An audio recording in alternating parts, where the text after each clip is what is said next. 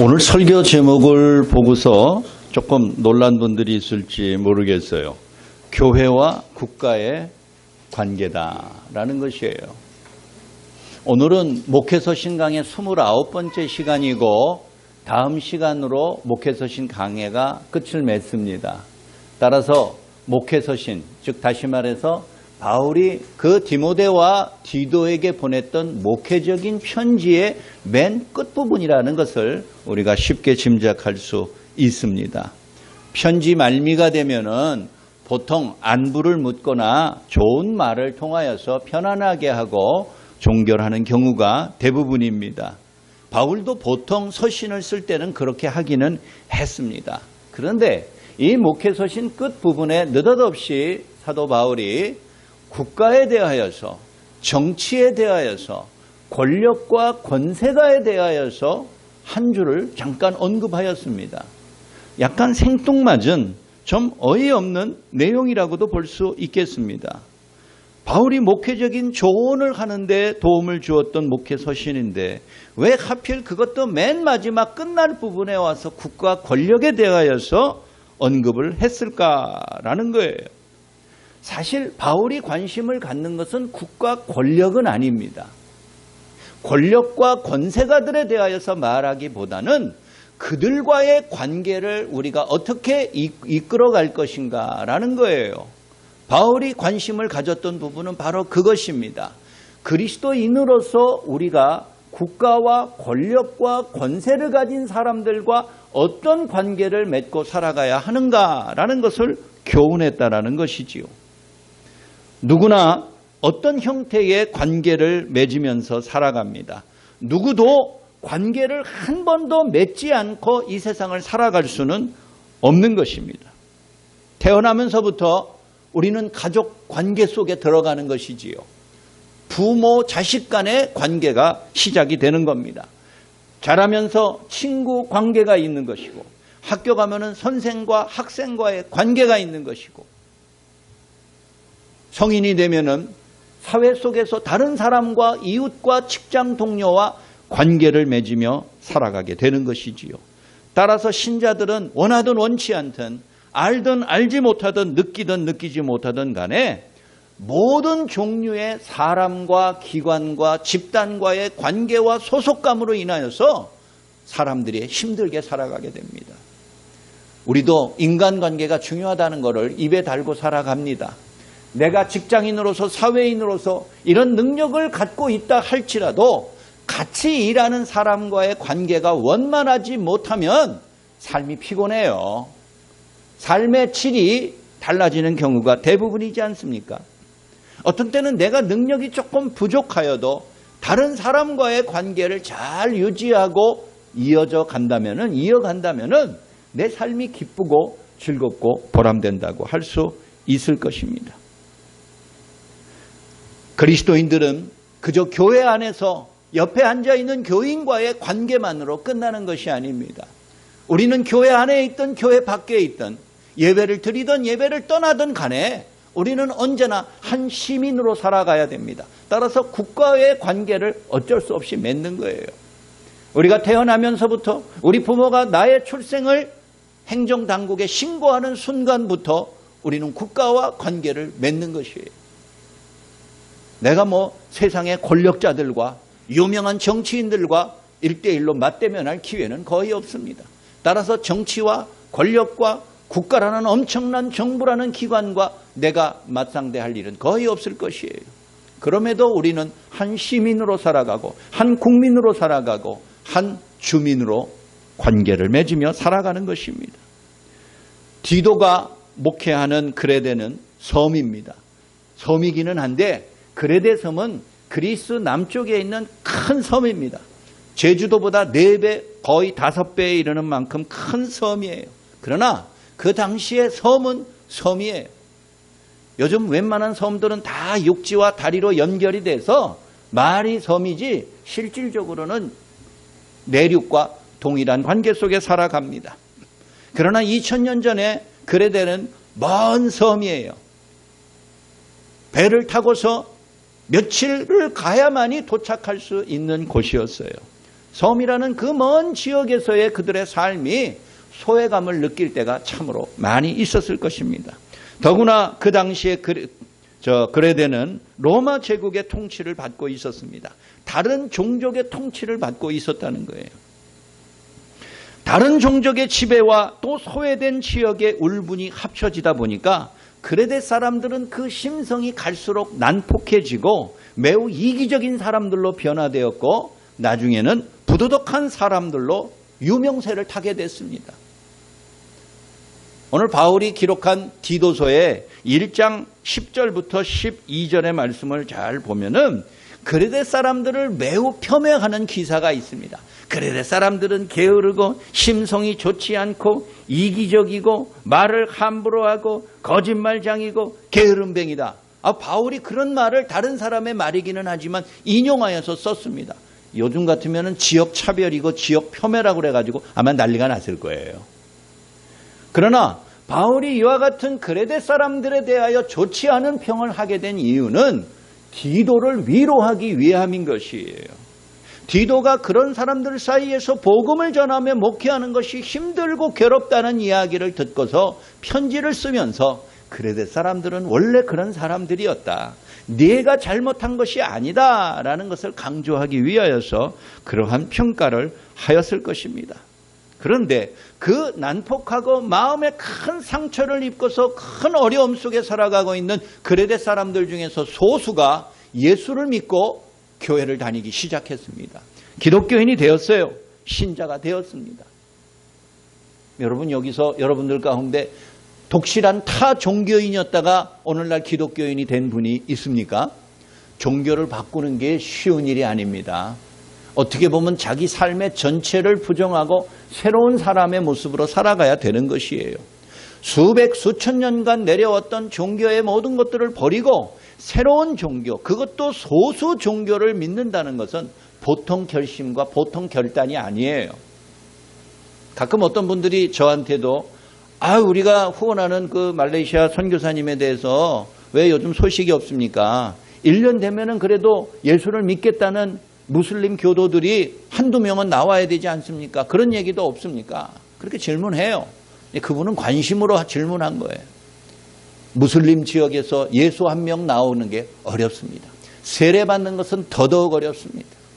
몇 년 지나야지 한 사람이 겨우 예수를 믿을까 말까, 믿어도 몰래 믿게 되고 부모 몰래 예수를 믿으며 교회에 오는 그런 사람들이 허다해요.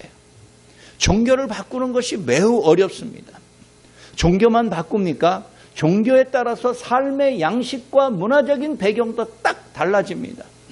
열심히 제사를 지내던 사람도 예수를 믿은 다음부터 제사를 지내지 않게 되는데 그게 보통 문제가 아니에요. 자기 가족과 일과 친척들과 문중의 사람들과의 관계가 단절되는 것을 각오해야 되는 경우들도 많이 있는 것이에요.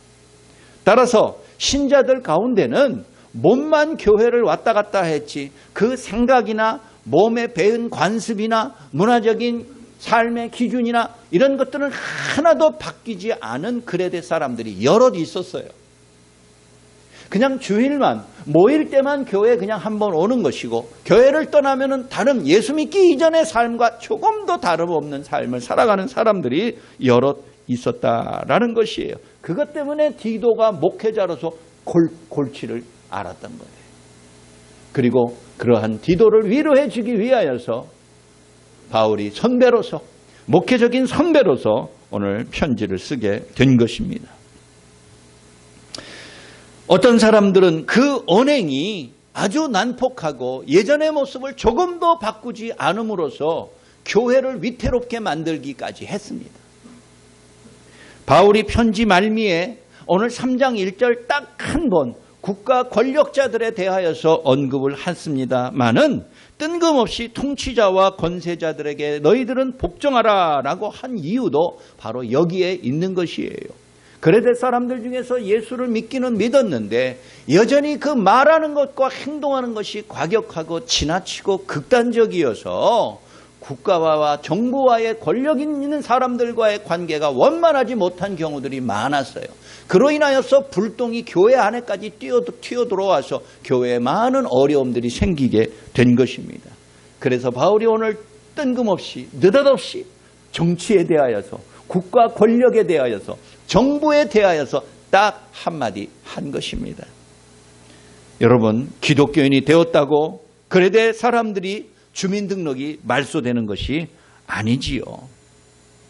빌립보서 3장 20절에 있는 것처럼 모든 그리스도인들의 시민권은 하늘에 있기는 있지만 우리가 이 땅에 발을 디디고 살아가는 지금 이 순간에는 우리는 이 나라의 국민이고 이 지역의 시민으로서 살아가는 것은 당연한 일이에요. 어쩔 수 없는 일이에요. 그들이 예수를 믿었다고 해서 로마 통치권에서 벗어나는 것이 아닙니다. 그들은 여전히 그레데 섬에서 살고 국가 권력의 힘이 그들에게 항상 미치는 것을 피할 수 없었던 것이에요. 그들이 기독교인이 되었다고 해서 국가에 대한 한 시민으로서의 관계가 끊어지거나 없어지는 것이 아니지 않습니까? 내가 예수를 믿게 되었다고 그래서 내가 정부에 내야 될 세금을 정부가 면제해 주는 것도 아니에요. 병역의 의무가 사라지는 외국인이 되는 것도 아니에요. 그러니 우리가 예수를 믿고 그레데 사람들이 복음을 받아들였다고 해서 그들은 여전히 국가와 권력과의 관계에서 똑같이 계속된 모습으로 살아갈 수밖에 없다는 거예요. 그렇다면 예수를 그리스도로 믿고 영접한 후에 그 국가와의 관계, 권력과의 관계, 정부와의 관계에서 과연 그리스도인들은 어떻게 살아가야 할 것인가? 그것을 바울이 디모데에게 교훈하게 된 것입니다. 디도에게 교훈하게 된 것입니다. 디도는 그와 같은 바울의 교훈을 잘 귀담아 들어서 목회하고 있는 교회에 참여하고 있는 그레데 사람들에게 가르쳐야 돼요. 복음으로 그들을 가르쳐서 변화된 삶을 살게 만들어야 될 책무가 있었던 것입니다.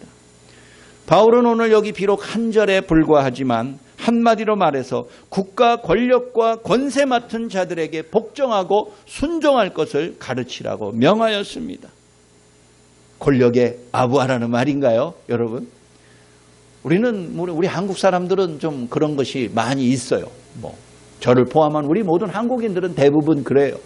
뭔가 거대한 힘에 맞서는 것을 대단한 능력으로, 용기로 보기도 합니다. 우리가 그런 시대가 있기는 있었지요. 과거에 그런 일들이 있기는 있었지만은 지금은 그런 시대 속에 살아가는 것은 아닙니다. 교회와 그리스도인들은 누구나 다 특정 국가 안에 존재합니다. 그리고 그 사회의 일원으로 살아갑니다. 그 관계를 내가 끊는다고 해서 끊어지는 것이 아닙니다. 맺고 싶지 않다고 해서 끊어버릴 수 있는 것이 아니에요. 오늘날 한국인들의 정치의식이 매우 높습니다. 정치의 의식이 높아도 너무 높아서 문제예요. 하긴 이 좁은 땅덩어리 안에 5천만 명 이상이나 되는 사람들이 다 밀집해서 살다 보니까 그냥 어디서 한번 있었던 사건은 삽시간에 전국으로, 제주도로, 어디로, 강원도로, 저 섬으로 다 퍼지는 것이 오늘날 한국 사회의 장점이자 단점이기도 합니다. 몰라도 되는 것들을 너무 많이 알고 있어서 다툼과 불편함이 우리 사회 속에서 많이 벌어지는 것이 현실입니다. 초등학생부터 80대 어르신에 이르기까지 다 나름대로의 자기의 정치적인 의식과 신념을 갖고서 살아갑니다. 그리고 거침없이 그것을 얘기하고 다른 사람 앞에 주장하기도 합니다. 정부의 우호적인 그룹이 있는 반면에 정부에 비판적이고 반대하는 사람들이 딱 양분된 사회 속에서 살아갑니다. 그것이 너무 극단으로 치달을 때 우리 한국 사회가 불안해지고 모든 사람들이 우려스럽다, 염려스럽다 그렇게 말합니다. 우리가 가보지 않은 미국 사회를 보세요. 요즘 얼마나 난리가 났는지 말하지 아니하여도 우리가 다 신문 방송을 통해서 잘 알고 있습니다. 한 사회가 허물어지는 것은 순식간이에요. 그리고 겉으로는 아무 문제가 없는 선진국이고 다 교양 있는 사람들인 것처럼 보였지만 그 불만과 그 부조리와 이런 것들이 쌓이면 한순간에 폭발하면서부터 나라가 거의 쪼개질 정도에 이르게 되는 경우들이 많습니다. 오늘 바울이 신자들에게, 디도에게 말하기를 국가의 권세를 가지고 있는 사람들에게 복종하고 순종하라. 그게 하나님의 뜻이다라고 말합니다. 그로 인하여서 우리 신자들은 입장이 무엇인가? 정부와의 관계에서 권세 가진 사람들과의 관계를 우리가 어떻게 맺으며 살아가는 것이 옳은가라는 거예요. 우리 모두가 다 한국 사람들이 가진 정치적인 신념이라는 것이 있습니다. 그 신념은 그냥 그 자체로 존중받아야 되는 것이에요. 당신이 틀렸어. 이렇게 말하면 안 되는 거예요. 그가 가지고 있는 자기의 오랜 경험과 지식을 통해서 나름대로의 정치적인 식견과 신념과 주장을 갖고서 살아갑니다. 그러다 보면은 대화하다 보면은 정치적인 충돌로 인하여서 어색해지는 경우들이 많아요. 그때 딱 멈춰야 되는 거예요. 원래 정치적인 신념이라는 것은요, 기독교가 믿는 신념하고 비슷합니다. 신념이란 무엇입니까? 기독교 신앙이란 무엇입니까? 내가 믿는 것이 옳다라는 확신을 가지는 것입니다. 자신감을 갖는 것입니다. 그리고 상대를 설득하는 것입니다. 그 사람이 가지고 있는 신앙과 신념은 내가 가지고 있는 신앙과 신념보다 못하다는 것을 그 사람에게 입증을 해야 돼요. 그래서 설득을 하는 거예요.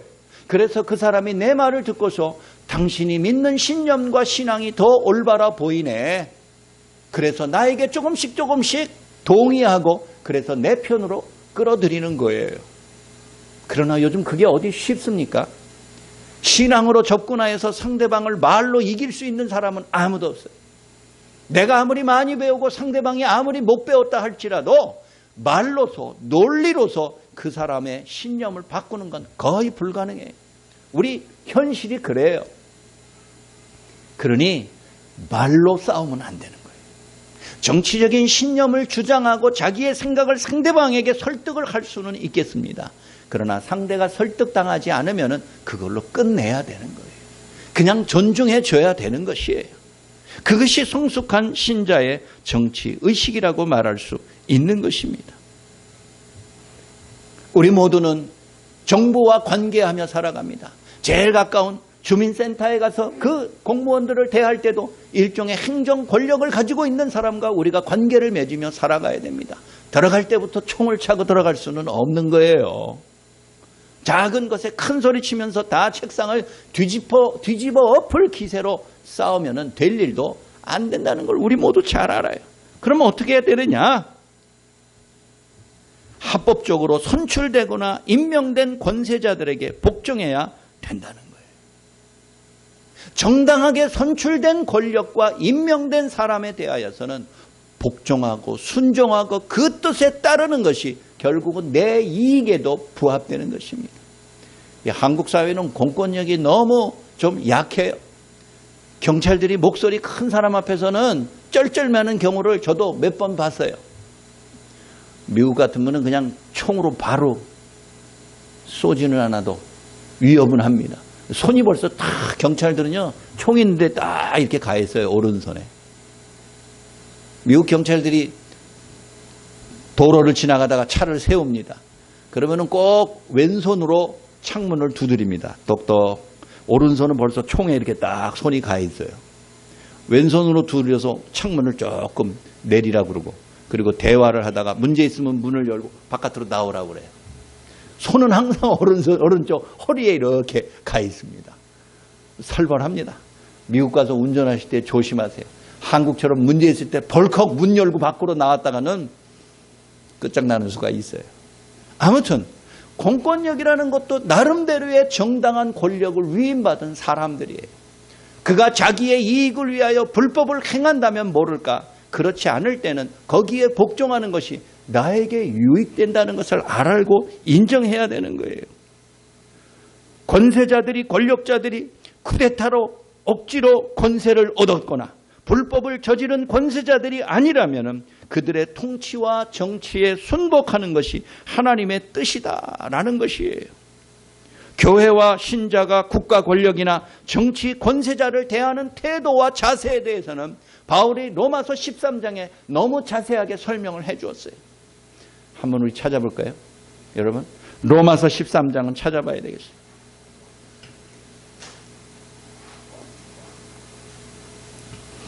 로마서 13장 1절부터 7절까지 여러분들 집에 가서 읽으세요. 그러나 오늘은 1절과 2절만 읽겠어요. 7절까지 다 읽자 그러면 여러분들이 또 좀 화를 낼 것 같아서. 로마서 13장 1절 2절 바울의 권력에 대한 이런 말입니다. 다 같이 읽습니다. 시작. 각 사람은 위에 있는 권세들에게 복종하라. 권세는 하나님으로부터 나지 않음이 없나니 모든 권세는 다 하나님께서 정하신 바라. 그러므로 권세를 거스리는 자는 하나님의 명을 거스림이니 거스르는 자들은 심판을 자취하리라. 아멘. 그리고 7절까지 여러분들이 눈으로 나중에 한번 읽어보세요. 바울은 이미 로마서 13장에서 국가 권력에 대하는 시민의 태도, 신자의 태도를 그렇게 자세하게 설명한 적이 있습니다. 정당한 권력을 가진 사람 앞에서는 기꺼이 복종하고 순종하는 것이 성숙한 신자의 자세라는 거예요. 그것이 교회를 지키고 내 신앙을 보존하는 중요한 길이다라고 말하고 있는 것입니다. 정말 권력자들이, 행정당국자들이 하는 일이 하나님의 뜻에 부합되는 일일까요? 알 수 없는 일이에요. 그러나 그들이 행하는 일이 불법이 아니라는 것을 확신한다면 순종하는 것이 사회 질서를 유지하는 데 도움이 되는 거예요. 자, 여러분, 우리는 여기에서 국가 권력의 문제에 대해서 너무 깊이 들어가는 것이 아닙니다. 우리는 나무보다는 숲을 보아야 되는 거예요. 숲이 무엇입니까? 수천 수만 그루의 나무로 이루어진 것이 하나의 큰 숲이잖아요. 우리는 수많은 나무가 있습니다. 그 숲을 봅니다. 큰 나무, 작은 나무, 소나무, 또 다른 무슨 뽕나무, 여러 종류의 나무들 하나하나를 일일이 다 보기는 볼 수도 없지만, 봐도 모르지만 그냥 거대한 숲을 볼 줄 알아야 된다는 거예요. 다시 말해서 눈앞에 있는 작은 그림보다는 멀리서 큰 그림을 볼 줄 알아야 된다는 거예요. 우리 그리스도인들이 국가와 정부와 권력자들을 대하는 태도가 그러한 먼 자세로, 큰 마음과 열린 자세로 보아야 된다는 거예요. 눈앞에 마음에 안 든다고 그래가지고 싸우고 또 마음에 든다고 그래가지고 좋고 이런 것이 아니라 전체적인 큰 그림 안에서 우리 자신이 어떻게 살아갈 것인가, 어떻게 저들과의 관계를 맺을 것인가를 봐야 되는 거예요. 바울이 살던 2000년 전의 국가와 정부라는 것은 오늘날 현대의 국가와는 많이 다릅니다. 그러나 그때나 지금이나 서양이나 동양이나 관계없이 변하지 아니하는 국가와 정부로서의 본질이 있는데, 그것은 어느 국가 권력도 국민을 위해서 존재한다는 거예요. 왕을 위해서 백성이 존재하는 게 아니라 사람과 백성을 위해서 왕과 정부가 존재한다는 것을 알아야 돼요. 우리 비슷한 얘기를 예수님에게서도 들었지요. 안식일이 사람을 위해서 있는 것이지 사람이 안식일이라는 제도를 위해서 존재하는 것은 아니다라는 거예요. 따라서 국민의 안전을 지키고 행복을 도모하는 것이 국가와 정부의 기본 책무인 것이에요. 그것을 위해서 국민들은 통치자들에게 권력을 잠시 맡긴 것이고 필요한 재원을, 세금을 납부하는 것입니다. 나의 안전과 나의 행복을 그 사람들이 이루어 주도록 우리가 협력을 아끼지 않는 것이에요. 그래서 우리가 군대도 의무적으로 가는 것이고, 그래서 우리가 물건 하나 살 때마다 거기에 붙어있는 몇십 원짜리 세금도 납부하는 것이에요. 국가는 국민의 행복을 위해서 악을 억제하고 질서를 유지하며 재난과 전쟁에 대비할 뿐만 아니라 인간의 기본적인 존엄성을 유지하도록 복지 사업에도 열심을 다해야 되는 거예요. 그게 정부의 책무고 권력자들의 책임이에요. 그것을 잘 해주라는 희망을 가지고서 우리가 그들에게 권력을 준 것이고 국민들이 필요한 세금을 내는 것입니다. 여러분, 특히 요즘처럼 세계적인 바이러스 대유행병이 창궐하는 재난을 겪으면서 새삼스럽게 국가와 정부의 존재와 권력의 가치를 우리가 절감하지 않습니까? 정부라는 것이 존재하지 않아서 이 대유행병이, 바이러스가 대유행할 때 각자 알아서 살아나고 각자 알아서 잘 살아봐라 이렇게 말을 한다면은 생존할 수 있는 사람은 거의 없을 거예요. 대부분 다 죽고 말 것이고 절망에 빠지고 말 것입니다. 불행한 자들이 되고 말 것이에요. 국가와 정부가 없는 것 같아도, 멀리 있는 것 같아도 이런 결정적인 시기에는 우리에게 행복과 안전을 지켜주는 좋은 근거가 되는 것이에요. 그들이 합법적인 기구요, 법에 의해서 선출된 권력자들이라면 우리가 그들에게 복종해야 될 이유가 여기에 있는 것이에요. 그 사람들을 나보다 낫다고 우리가 박수 쳐주는 게 문제가 아니고요. 나의 행복을 위해서, 나의 유익과 기쁨을 위해서 기꺼이 복종하고 따르는 것이에요. 바울이 그것을 말하는 거예요. 하나님은 바로 이런 국가 권력을 통해서 세상을 통치하시고 그 사랑하는 백성을 보호하시고 창조하신 피조물을 보존하시는 거예요. 여러분, 제가 조금 전에 큰 그림을 보라고 그랬어요. 나무만 자꾸 보지 말고 나무가 이루고 있는 큰 숲을 볼 줄 알아야 된다고 그랬어요. 나무가 정부요 권력자라면은 숲은 하나님의 통치예요. 하나님이 모든 인간들을 다스릴 때에 하나님이 일일이 한 사람 한 사람을 지배하는 게 아니에요.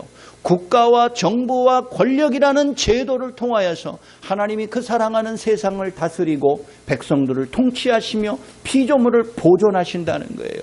정부도 하나님의 통치의 한 도구예요. 수단이라는 거예요. 권력이라는 것도 그런 거예요. 하나님으로부터 주어지지 않은 권세가 없으니 로마서 13장 1절에 그렇게 말하잖아요. 하나님으로부터 부여받은 권력을 가지고 있는 사람들이기에 하나님의 뜻에 합당한 통치를 제대로 법에 의해서 하는 것이에요. 자기의 개인의 유익을 위해서 했을 때 그는 심판을 당하고 말 것입니다. 그렇습니다. 여러분, 우리는 목전의 권력과 때로는 다투고 화를 내고 권력자들을 비난하지만 그들과 국가라는 기관을 통해서 하나님이 오늘도 역사하시며 거룩한 뜻과 완전한 사랑을 이루어 가신다는 사실을 기억해야 되는 것입니다. 눈앞에 나무만 보지 말고 그 뒤에 있는 거대한 숲을 살펴야 될 이유가 바로 거기에 있는 것이에요. 중국의 마오쩌둥은, 모택동은 모든 권력은 총구에서 나온다라는 유명한 말을 남겼습니다. 권력을 잡고 유지하려면 총으로 억압하고 위협하는 수밖에 없다라고 말하였습니다. 모든 권력은 총구에서 나오는 게 아니라 국민에게서 나온다. 우리 헌법 제1조 2항에 그렇게 써 있어요.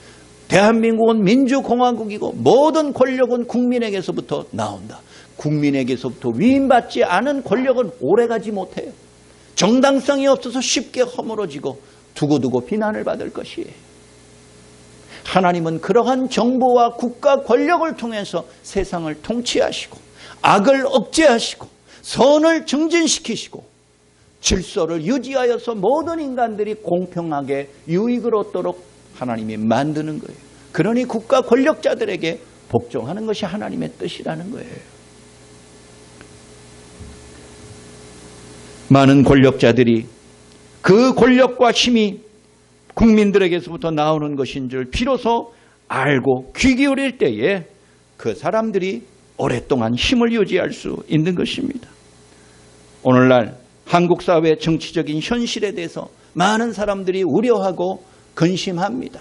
너무 지나치게 양극단으로 치닫는 사실을 우리 모두가 잘 알고 있습니다. 내 정치적인 신념이 이러하더라도 그 신념과 정반대편에 있는 사람들과의 관계를 놓고 보면은 걱정하는 사람들이 많습니다.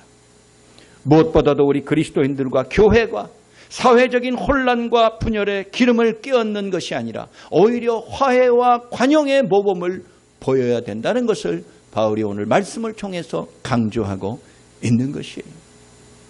우리는 최근 몇 년 동안 얼마나 많은 사람들이 거리로 쏟아져 나왔는지 잘 압니다. 한 번에 수십만 명의 시민들이 광화문에 쏟아져 나와 어떤 때는 태극기를 들고 어떤 때는 촛불을 들고 시위하는 것이 정상적인 사회는 아니에요. 이 나라가 50년 전에 100년 전의 국가가 아니에요.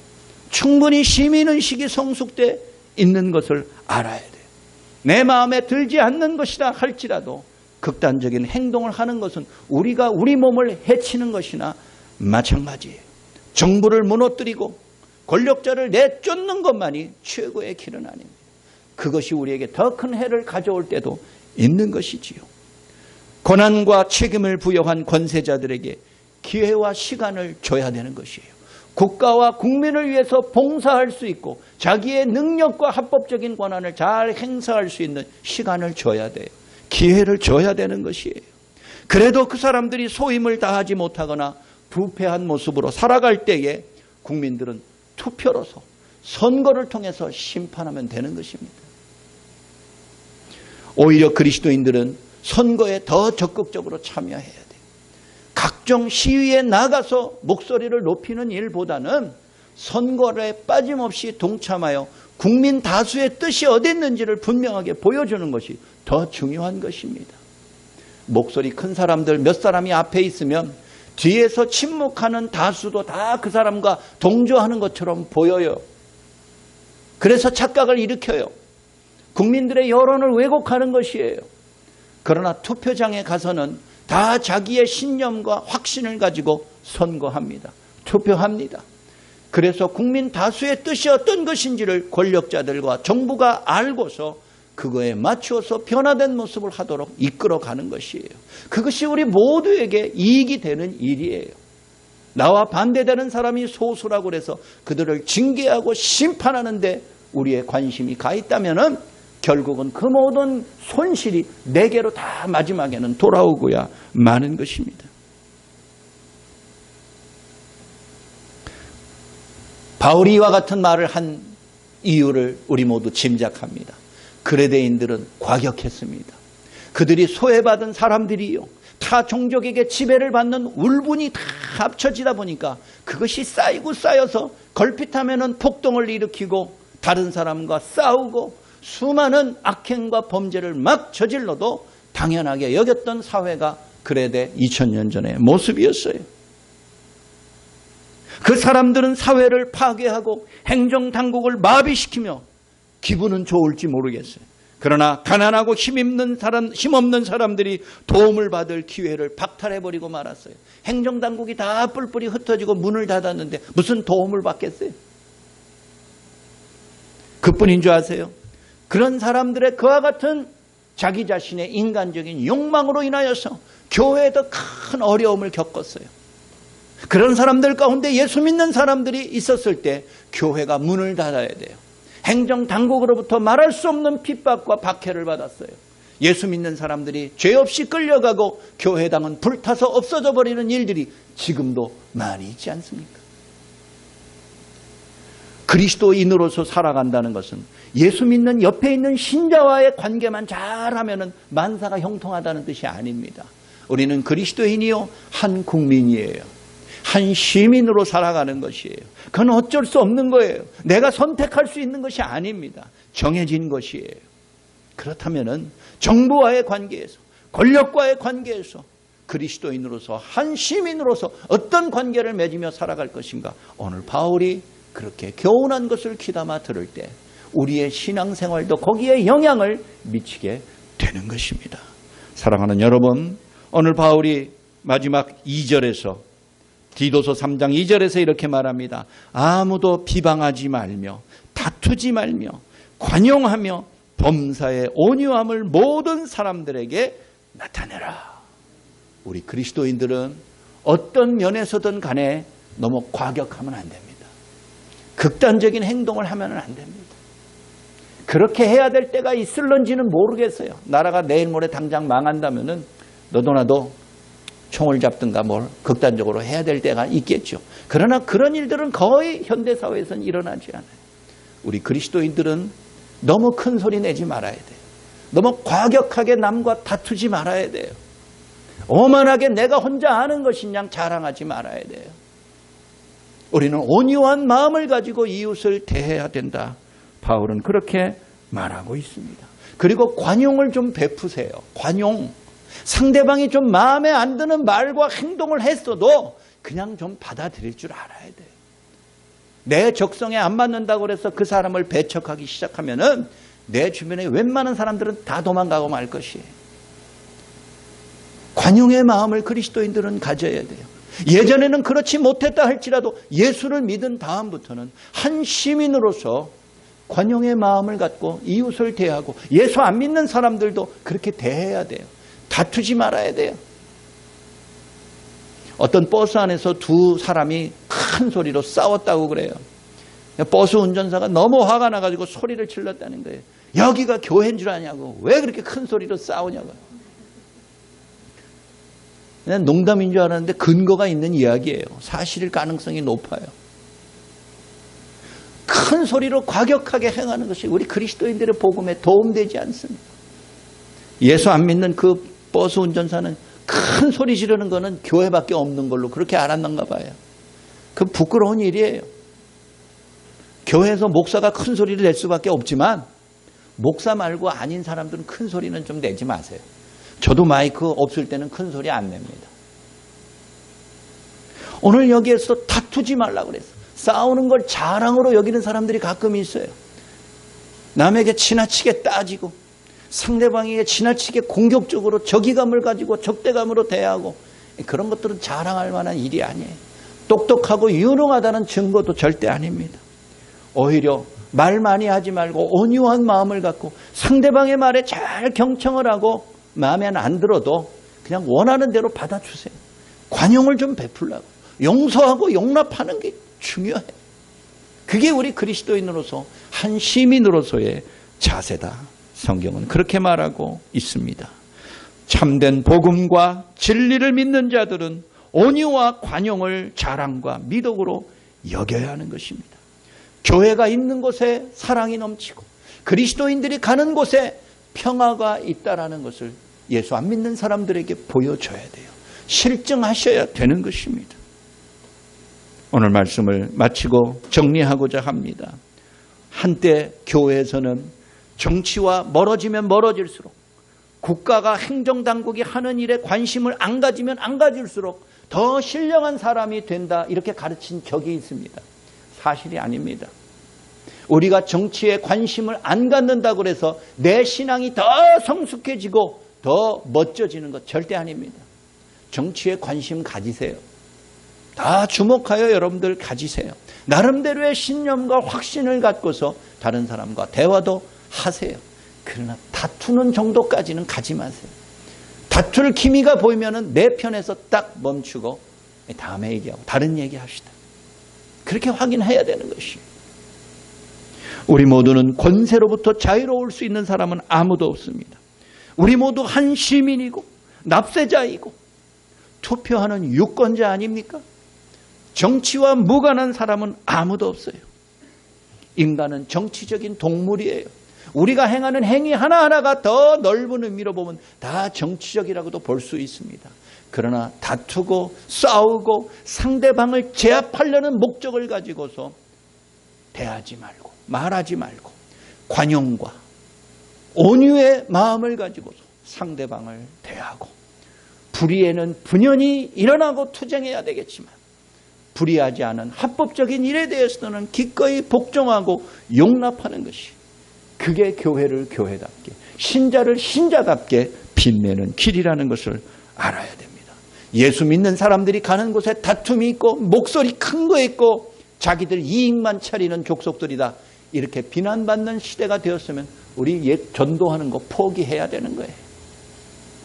사랑하는 여러분, 참된 신앙은 겸손과 섬김으로 표현되고 이익보다 희생을 앞세우는 것인 줄 우리 모두 다시 한번 절감하여 혼란의 시기에 서로 목소리 높이고 자기 것을 찾고 이기적인 그런 시대가 돼버린 이때에 우리 예수 믿는 사람들은 힘들어도 좀 반대로 불이익을 감수하고 내가 손실을 좀 당하더라도 화평, 화해를 꾀하는 믿음의 사람, 성숙한 신자와 교회의 모습으로 변화되기를 주의 이름으로 간절히 축원합니다.